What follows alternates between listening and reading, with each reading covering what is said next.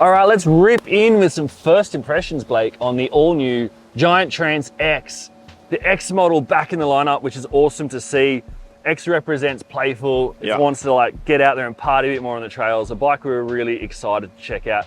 Blake's ridden pretty much every model of Trance of the past few years and Reigns.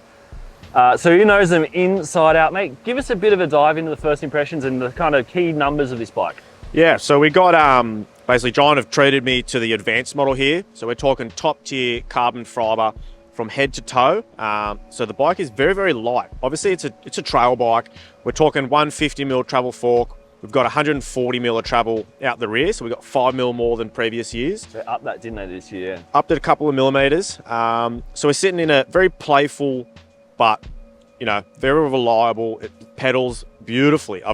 This has been the most pedaling I've done on a test bike in a long time. To be honest, I'm pretty guilty of just running the shuttle pig when we get the enduro bikes. Big fan of the e-bikes, so it becomes a little bit of a chore sometimes to pedal those big, heavy enduro bikes around. It's when you get something like this and it's just a pedalathon. Love it. It's fun to review acoustic bikes though. They definitely have their place in a bike like this. Now mate, one of the things Giant have been dabbling more and more into over the last few years is a frame adjustment and customization. But this thing kind of takes the boat and pushes it out even further into the harbour. This thing's got loads of frame adjustment and customization. Tell us a bit about how much adjustment and whereabouts you will find it on this bike. Absolutely. So like the general silhouette of the Giants hasn't changed for a while. Obviously like little tweaks here, tweaks there.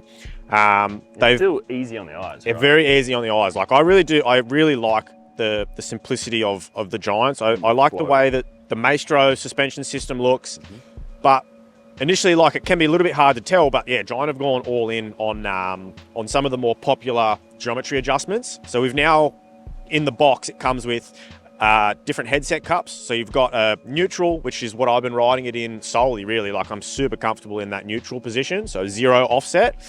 You can go forwards 5mm. You can come back 5mm. Steepen it up? No, so just the wheelbase. So it's increasing the reach and the wheelbase. So head angle stays the same with the headset cups.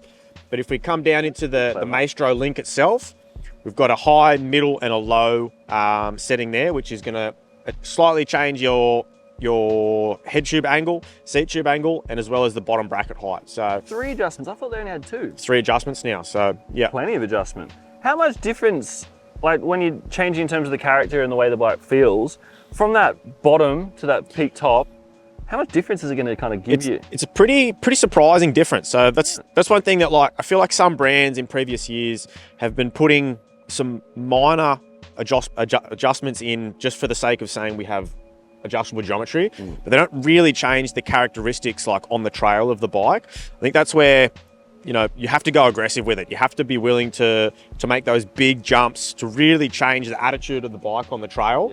And Giant have done a really good job. So if you go from like fully stretched out, fully slack, like it almost feels like a mini sort of downhill bike.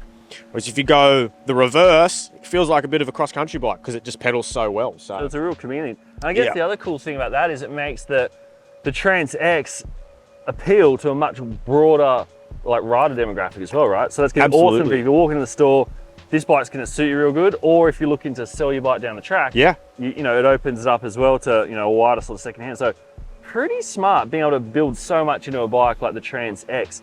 Like we're saying, first impressions. Obviously, the bike's pretty muddy. You've been riding a bunch, like you're saying, bunch pedaling. Yeah. Give us a bit of a first impressions. You've had it for a couple of weeks. We're going to hold on to it, so we'll come back and get the full wrap up down the track. But so far, how are you finding the Trance X? I'm loving it. So it's been a while since I've had a shorter travelled, naturally aspirated bike. We've had a couple of e-bikes, but obviously very different animals. Oh yeah. I've played around a little bit with the adjustable geometry.